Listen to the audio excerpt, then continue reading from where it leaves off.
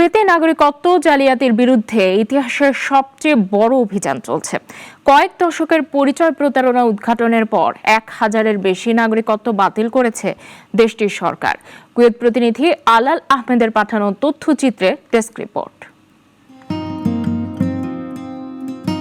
Kuwaiti স্বরাষ্ট্র মন্ত্রণালয়ের অধীনে গঠিত জাতীয়তা তদন্ত বিভাগের সহায়তায় নাগরিকত্ব বিষয়ক সর্বোচ্চ কমিটি এই অভিযান পরিচালনা করে। ইতিহাসে সবচেয়ে বড় নাগরিকত্ব জালিয়াতির অভিযোগে 1000-এরও বেশি মানুষের কুয়েতি পরিচয় বাতিল করেছে দেশটির সরকার। দীর্ঘমেয়াদী তদন্তে উঠে আসে কয়েক দশক ধরে গড়ে ওঠা এক বিশাল জালিয়াতির নেটওয়ার্ক, যেখানে মিথ্যা পরিচয়, ভুয়া পারিবারিক সম্পর্ক আর দ্বৈত নাগরিকত্বের মতো গুরুতর অপরাধ ধরা পড়ে। একটি ঘটনায় 2008 সালের পুরনো মামলা আবার চালু করা হয়। 1956 সালে জন্ম নেওয়া এক ব্যক্তি, যিনি উপসাগরীয় অন্য একটি দেশের নাগরিক ছিলেন, জাল কুয়েতি পরিচয়ে বাস করতেন। 2006 সালে জালিয়াতির কথা স্বীকার করলেও তিনি সরকারি রেকর্ডে রয়ে যান। বছর পেরোতেই তার নামে রেকর্ডে যুক্ত হয় 44 সন্তান ও 122 নির্ভরশীল সদস্য। পরবর্তীতে ডিএনএ পরীক্ষায় দেখা যায় তাদের অনেকের সঙ্গে কোনো রক্তের সম্পর্ক নেই।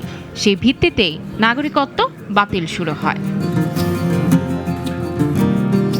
আরেক ঘটনায় 1940 সালে জন্ম নেওয়া এক মৃত ব্যক্তির নামে কমপক্ষে 440 জন নাগরিকত্ব নেন, সবই জালিয়াতির মাধ্যমে।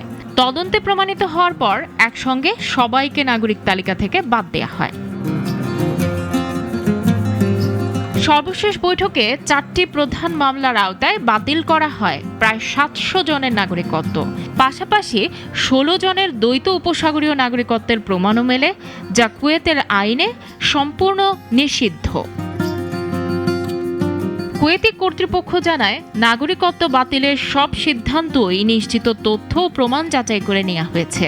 এই অভিযান ইতিহাসে নজিরবিহীন বলে বিবেচিত হচ্ছে। সরকার জানায়, নাগরিকত্ব হারানো ব্যক্তিদের স্ত্রী, সন্তানদের আইনি অবস্থান পর্যালোচনার কাজও খুব শিগগিরই শুরু হবে। পরিচয় জালিয়াতি ও ভুয়া নাগরিকত্বের বিরুদ্ধে কুয়েত সরকারের এই পদক্ষেপ শুধু দেশের অভ্যন্তরেই নয়, গোটা উপসাগরীয় অঞ্চলে একটি শক্ত বার্তা দিচ্ছে। শামিমা ইসলাম, নাগরিক।